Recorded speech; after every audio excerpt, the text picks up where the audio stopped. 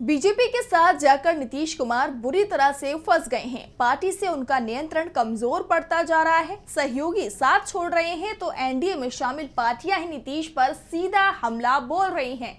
चिराग पासवान हो या फिर उपेंद्र कुशवाहा या फिर जीतन राम मांझी, बिहार में नीतीश कुमार को एनडीए का नेता मानने को कोई तैयार नहीं है। जबकि नीतीश कुमार राज्य के सीएम हैं, ऐसे में नीतीश कुमार की पकड़ राज्य और पार्टी दोनों से ही कमजोर हो रही है। पार्टी के नेता ही कहने लगे हैं कि अब बिहार एनडीए में जेडीयू नहीं बीजेपी बड़े भाई की हैसियत में आ चुकी है। ऐसे में कमजोर पड़ते नीतीश कुमार के खिलाफ जेडीयू में बगावत हो गई है। जेडीयू में हुई इसी बगावत और सहयोगी दलों के नीतीश पर तीखे तंज को लेकर आज की स्पेशल रिपोर्ट में हम करेंगे चर्चा। नमस्कार, मैं हूं आपके साथ मानसी। तो शुरू करते हैं स्पेशल रिपोर्ट। तेजस्वी यादव ने दावा किया था कि इसी साल यानी कि 2024 में जेडीयू समाप्त हो जाएगा, पार्टी में बगावत होगी, नीतीश कुमार अकेले रह जाएंगे। नीतीश कुमार ने महागठबंधन छोड़कर एनडीए में जाने का जो फैसला किया है, इसका उन्हें जिंदगी भर पछतावा रहेगा। लेकिन अब नीतीश कुमार के लिए बहुत देर हो चुकी है। महागठबंधन के दरवाजे उनके लिए बंद हैं और बीजेपी के साथ जाकर तो वैसे ही उनकी पार्टी कमजोर होते हुए समाप्त दिख रही है। तेजस्वी यादव का दावा अब सच साबित होते हुए भी दिखाई दे रहा है, क्योंकि एक के बाद एक जेडीयू नेता पाला बदल रहे हैं। वैसे इसका एहसास तो नीतीश कुमार को 12 फरवरी को ही हो गया था। दरअसल नीतीश कुमार ने 28 जनवरी को पाला बदला था। महागठबंधन का साथ छोड़कर वो एनडीए में शामिल हो गए थे और 12 जनवरी को जब उन्होंने विधानसभा में विश्वास मत पेश किया तो उससे पहले पार्टी के आधा दर्जन विधायक गायब हो गए।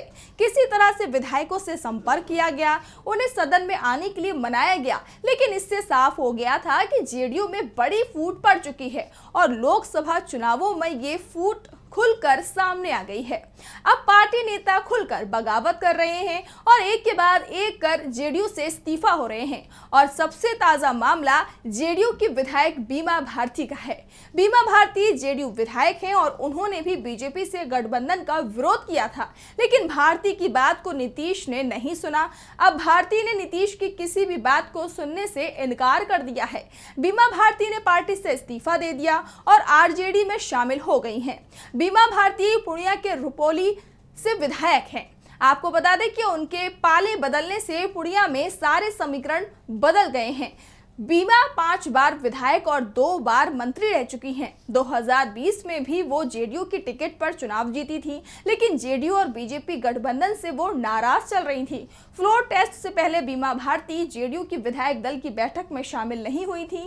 फ्लोर टेस्ट में हिस्सा लेने को भी वो तैयार नहीं थी, लेकिन फ्लोर टेस्ट के दिन बीमा भारती के पति और बेटे को गिरफ्तार कर लिया गया। जेडीयू की तरफ से पड़े दबाव के बाद वे सदन में पहुंची, लेकिन बीमा के तेवरों से साफ हो गया था कि वो जल्द ही बड़ा फैसला लेंगी।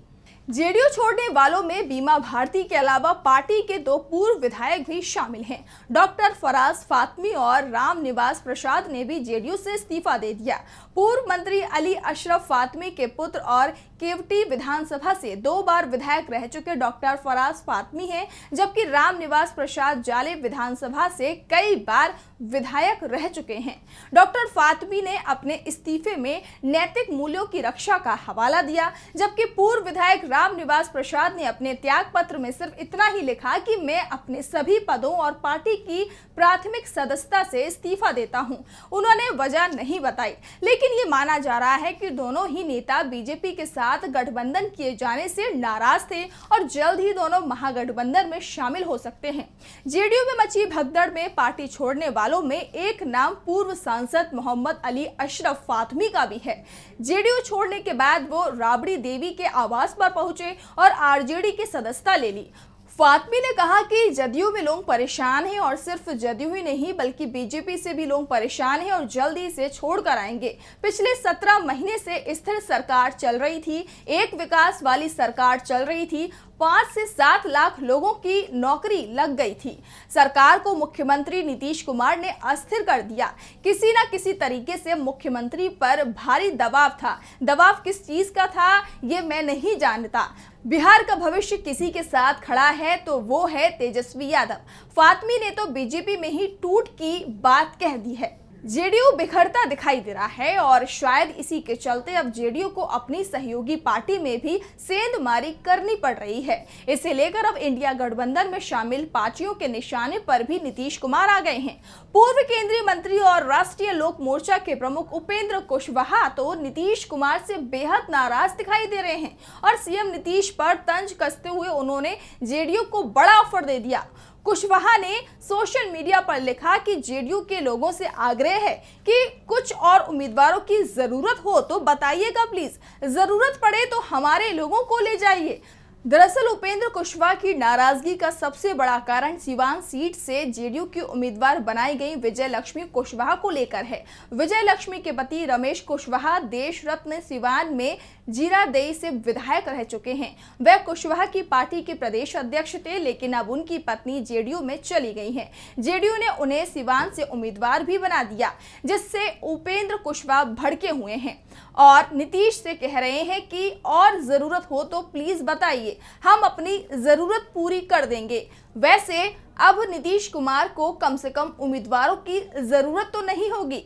आपको बता दें, बिहार में बीजेपी ने नीतीश कुमार की पार्टी को 16 सीट दी हैं और जेडीयू ने सभी 16 सीटों पर उम्मीदवारों के नामों का ऐलान भी कर दिया है, जिसमें कई दल बदलुओं को जगह दी गई है, जिस कारण से नीतीश कुमार अपनी ही पार्टी में बुरी तरह से घिरते हुए दिखाई दे रहे हैं।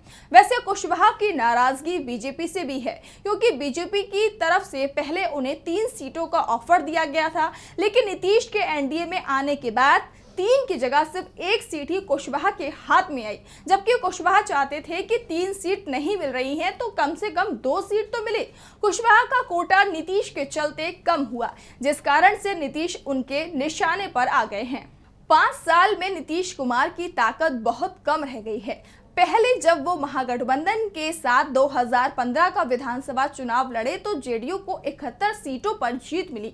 5 साल बाद नीतीश एनडीए के साथ आए, बीजेपी के साथ चुनाव लड़े, लेकिन सीटों की संख्या 43 ही रह गई। इसके बाद नीतीश ने फिर पलटी मारी और आरजेडी के साथ चले गए, लेकिन लोकसभा चुनावों से पहले नीतीश एक बार फिर बीजेपी के साथ खड़े हो गए। लेकिन इस बार बीजेपी ने नीतीश कुमार का कद बड़े भाई की तरह नहीं बल्कि छोटे भाई का कर दिया है। बिहार में बीजेपी ने जेडीयू की इस बार सीटें कम कर दी हैं। बीजेपी 17 तो जेडीयू 16 सीटों पर चुनाव लड़ रही है। जेडीयू नेता ही अब बिहार में अपनी पार्टी की हैसियत को कमजोर बताने लगे हैं। यानी तेजस्वी यादव ने जो दावा किया था कि जेडीयू धीरे धीरे कमजोर होकर इसी साल पूरी तरह से समाप्त हो जाएगा, जेडीयू उस तरफ बढ़ता हुआ दिखाई दे रहा है। हमारे चैनल से जुड़े रहने के लिए YouTube पर टाइप करें DB लाइव, सब्सक्राइब बटन को क्लिक करें और बेल आइकन को दबाना न भूलें ताकि खबरें आप तक पहुंचती रहें। देखते रहिए DB लाइव, क्योंकि यहाँ हैं खबरें लगातार।